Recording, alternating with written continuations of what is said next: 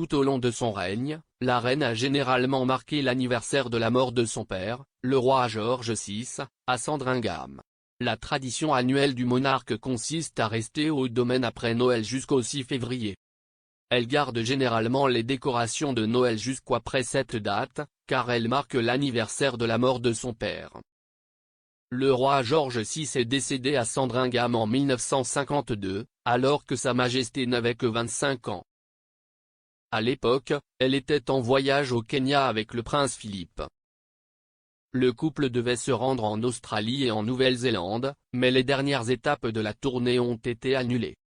Cette année, pour la deuxième année consécutive, la reine a été forcée de rester au château de Windsor pendant la période des fêtes au milieu de l'augmentation des cas de coronavirus.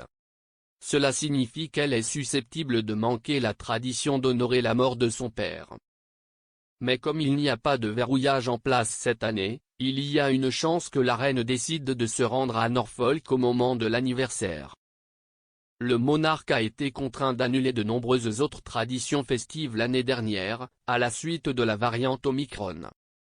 En décembre, en plus d'annuler son voyage à Sandringham, elle a également annulé la réunion d'avant-Noël de la famille royale, qui voit normalement les membres de sa famille élargie se réunir avant son départ pour Norfolk.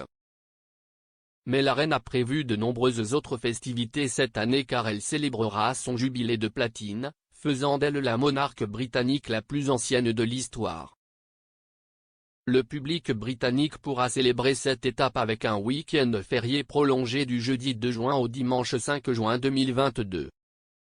Le palais a déclaré, en 2022, Sa Majesté la Reine deviendra le premier monarque britannique à célébrer un jubilé de platine, 70 ans de service.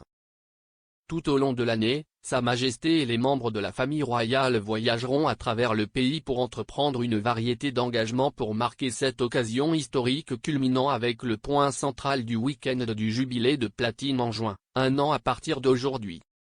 Il a ajouté, les 4 jours de célébration comprendront des événements publics et des activités communautaires, ainsi que des moments nationaux de réflexion sur les 70 ans de service de la reine. Le ministère de l'Intérieur lancera également une consultation publique sur l'extension des heures d'ouverture des licences pour les pubs, les clubs et les bars de 23 h normales à 1 h du matin les jeudis 2, vendredi 3 et samedi 4 juin. Ceux qui l'ont déjà fait pour célébrer les mariages royaux et le Coupe du monde de football en 2014. Pour célébrer le jubilé, la monnaie royale a dévoilé une pièce commémorative représentant la reine à cheval plus tôt ce mois-ci.